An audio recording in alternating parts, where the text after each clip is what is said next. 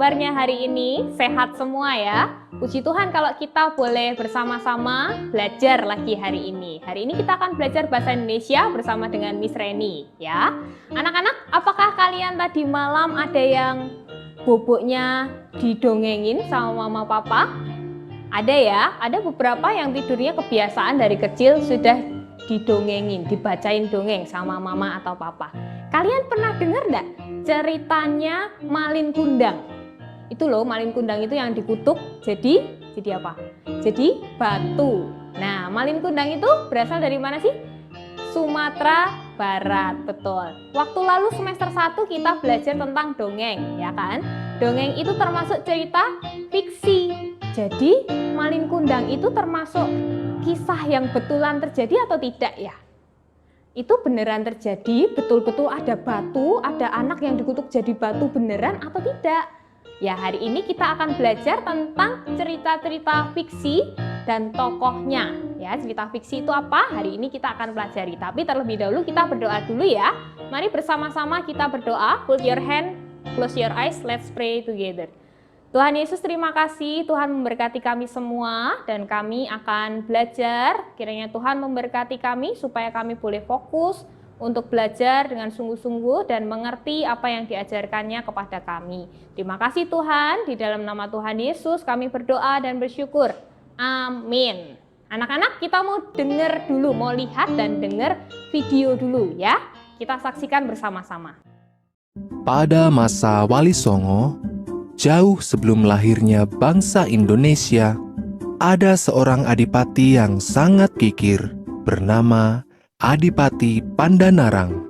Beliau adalah seorang adipati di Semarang. Istri sang adipati pun memiliki sifat kikir yang sama. Adipati Pandanarang dan istrinya sangat terkenal karena sifat kikir mereka. Hingga suatu ketika, Sunan Kalijaga mendengar kabar itu. Dengan bijaksana, Sunan Kalijaga berniat untuk menegur sang adipati dan istrinya. Ia pun menyamar menjadi seorang penjual rumput. Setiap hari, Sunan Kalijaga menjual rumput kepada sang adipati. Sunan Kalijaga selalu menyelipkan keping emas untuk menguji kejujuran adipati. Mengetahui bahwa di dalam rumput selalu ada keping emas, adipati dan istrinya mengumpulkan semua keping emas itu dan menyimpannya. Ketika bertemu dengan penjual rumput, adipati bertanya soal kepingan emas itu. Si penjual rumput berkata, ia tidak perlu meminta kembali semua keping emas itu, karena setiap ia mencangkul, selalu muncul emas dari dalam tanah. Saat itu juga, si penjual rumput mencangkul tanah, dan keluarlah emas dari dalamnya. Saat itulah si penjual rumput menunjukkan jati diri, bahwa ia adalah Sunan Kalijaga. Adipati dan istrinya langsung meminta maaf dan memohon untuk dijadikan murid. Sunan Kalijaga menyetujui dengan syarat. Adipati dan istrinya mau memberikan harta kepada fakir miskin dan melakukan perjalanan tanpa bekal apapun.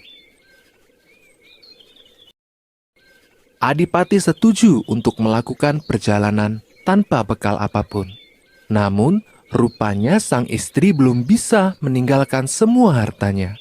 Tanpa sepengetahuan Sunan Kalijaga dan sang adipati, istri adipati membawa sebagian perhiasannya ke dalam bungkusan. Di tengah perjalanan, Sunan Kalijaga dan adipati dihadang oleh 3 perampok. Dengan tenang, Sunan Kalijaga berkata bahwa mereka tidak punya apapun. Sebagai gantinya, akan ada wanita tua yang membawa banyak perhiasan. Ketiga perampok itu pun melepaskan Sunan Kalijaga dan sang adipati. Benar kata Sunan Kalijaga. Tak lama kemudian lewatlah seorang wanita tua. ia membawa bungkusan. Tanpa ragu, ketiga perampok itu langsung menghadang. Karena ketakutan, istri Adipati pun menyerahkan semua perhiasannya. Setelah itu, ia menyusul Sunan Kalijaga dan suaminya dengan susah payah. Pada hari itu ada 3 kesalahan, yaitu: pertama, Adipati tidak bisa menasehati istrinya. Kedua, istri Adipati yang tidak menaati perintah Sunan Kalijaga. Ketiga, 3 rampok yang melakukan kejahatan. Maka, Sunan Kalijaga menyebut daerah itu dengan nama Salatiga, yang kemudian dikenal dengan Salatiga. Janganlah suka berlebihan dalam memakai harta dan perhiasan, karena akan mengundang orang lain berbuat jahat kepada kita. Nah, tadi kita sudah menyaksikan tentang apa tadi ceritanya. Asal-usul kota Salatiga. Itu dekat ya dengan Solo. Pernah ke Salatiga? Atau mungkin kalian berasal dari Salatiga mungkin? Nah, itu tadi namanya legenda. Legenda adalah dongeng asal muasal sebuah daerah. Dongeng asal muasal sebuah daerah itu namanya legenda. Lalu legenda itu termasuk contoh dari cerita fiksi. Apakah kalian masih ingat cerita fiksi itu apa ya? Cerita fiksi adalah peristiwa atau cerita yang dibuat berdasarkan khayalan atau imajinasi pengarangnya. Berarti cerita fiksi itu betulan terjadi atau tidak? Tidak ya, cerita fiksi itu karena berdasarkan khayalan dan berdasarkan gambaran imajinasi dari seorang pengarang ditulis gitu ya, jadi sebuah cerita, berarti cerita itu tidak betulan terjadi. Nah, dongeng yang tadi itu terjadinya asal-usul kota Salatiga itu berarti juga betulan tidak terjadi ya, sungguh-sungguh tidak ya, tidak sungguh-sungguh terjadi. Berbeda dengan saat kita membaca Alkitab, itu juga banyak loh Miss cerita-ceritanya. Betul, itu banyak cerita-ceritanya. Tapi Alkitab itu diilhamkan oleh Allah, ditulis oleh Allah ya. Jadi Alkitab adalah kisah yang nyata, tidak fiksi ya. Kalau tadi kita mendengarkan cerita, itu cerita yang fiksi, tidak benar-benar terjadi. Nah, hari ini kita mau belajar tentang tokoh-tokoh yang ada di cerita fiksi yang tadi kita saksikan bersama. Kalian masih ingat ya ceritanya tentang asal-usul kota Salatiga? Ada berapa tokoh dalam cerita asal-usul kota Salatiga tadi? Ada berapa?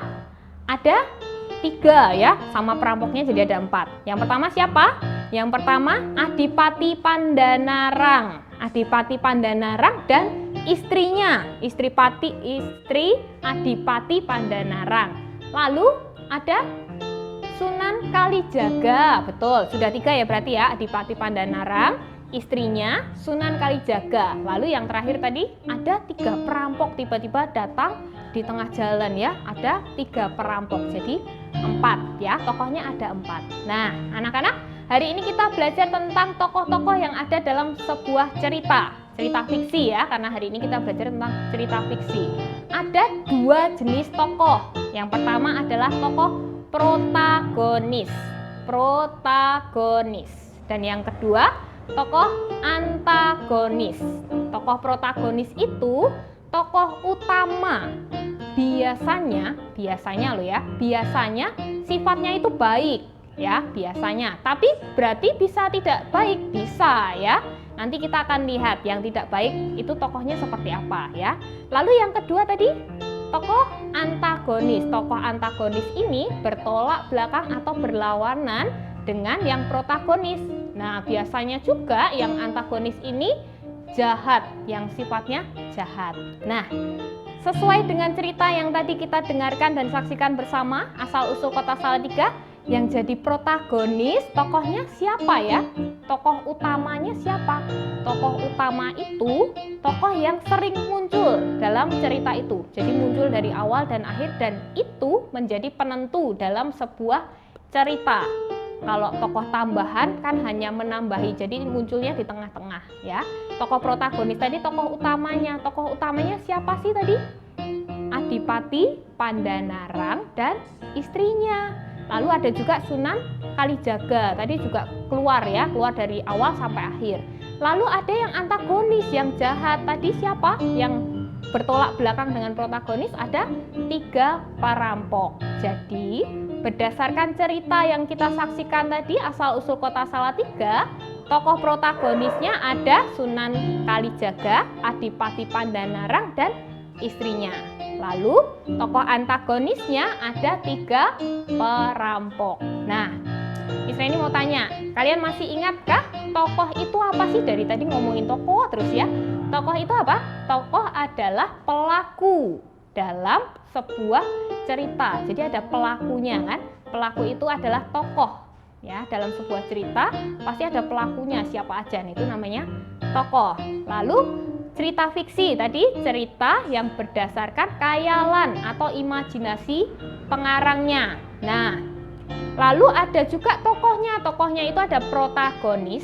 Protagonis itu tokoh utama, biasanya bersifat baik biasanya. Tapi dalam cerita asal usul kota Salatiga tadi, siapa tadi? Adipati Pandanarang dan istrinya sifatnya gimana? Kikir. Kikir itu apa sih? Kikir itu mau yang lebih serakah ya, serakah. Jadi sebenarnya sifatnya tidak baik, tapi karena siapa itu Adipati Pandanarang dan istrinya tadi muncul dalam cerita itu dari awal sampai akhir, maka itu bisa dianggap sebagai tokoh protagonis atau tokoh utamanya. Nah, yang jahat tadi 3 perampoknya kan datang untuk mencuri atau merampas barang-barang yang dibawa oleh istri Adipati Pandanarang. Nah, itu tokoh antagonis. Ya, anak-anak, hari ini kita belajarnya sedikit ya kan? Kita hanya belajar tentang cerita fiksi. Miss Reni ulang ya, cerita fiksi adalah cerita berdasarkan imajinasi atau khayalan pengarangnya. Berarti tidak benar-benar terjadi ya. Lalu ada tokoh.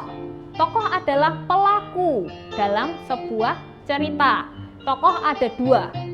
Protagonis dan antagonis. Nah, itu cerita tentang asal-usul kota Salatiga, cerita yang ada di daerah kita. Mungkin kalau kalian cari atau kalian masih mengingat dongeng-dongeng yang kadang-kadang dibacakan oleh papa, mama, atau miss kalian di sekolah, ada di sekitar kita dongeng-dongeng banyak sekali ya. Ada yang jauh, Tangkuban Perahu misalnya ya, Danau Toba asal-usul. Nah, itu namanya legenda.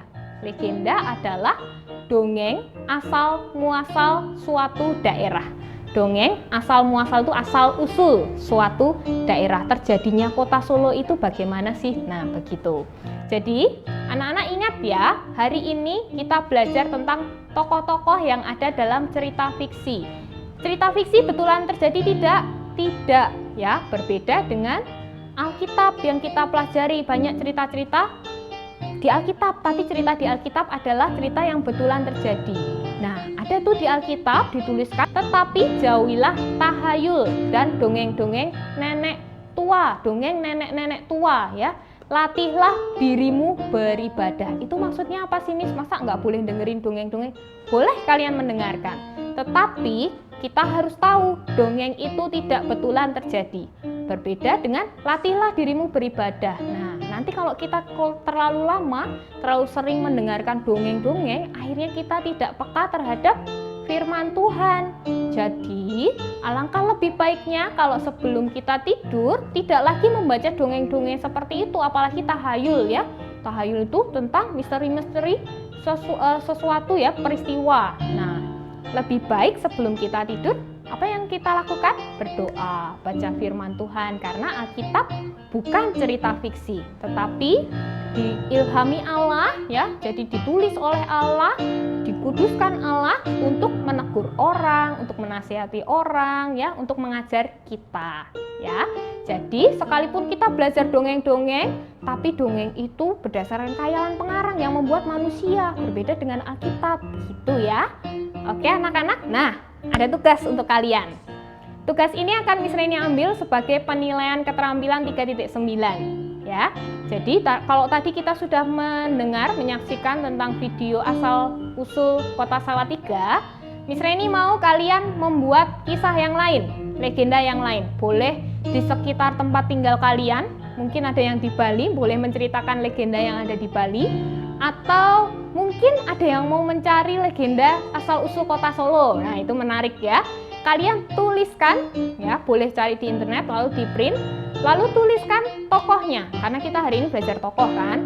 Tokoh protagonisnya siapa, antagonisnya siapa, gitu ya. Lalu tuliskan itu dan fotokan, kirimkan ke Google Classroom Bahasa Indonesia sesuai kelas masing-masing. Bisa ya, kerjakan yang terbaik, Miss Reni akan ambil penilaiannya. Oke anak-anak? Oke, kita mau berdoa mengakhiri, bersyukur hari ini kita sudah boleh belajar Bahasa Indonesia bersama dengan Miss Reni. Kita bersyukur kepada Tuhan, kita boleh bersama-sama belajar. Mari kita berdoa, tangan dilipat, mata ditutup, kita berdoa. Tuhan Yesus, Tuhan yang sangat baik, kami bersyukur kepada Tuhan, kami boleh belajar tentang cerita-cerita fiksi. Dan kami menjadi tahu bahwa cerita fiksi adalah cerita yang tidak betulan terjadi. Tetapi kami meyakini firman Tuhan adalah sesuatu yang boleh kami pegang di dalam hidup kami dan boleh kami percayai karena betul-betul terjadi di dalam kehidupan kami. Terima kasih Tuhan Yesus, kami bersyukur kepadamu. Di dalam nama Tuhan Yesus kami berdoa dan mengucap syukur. Amin. Terima kasih anak-anak sudah belajar. Sampai jumpa di video selanjutnya. Tuhan Yesus memberkati.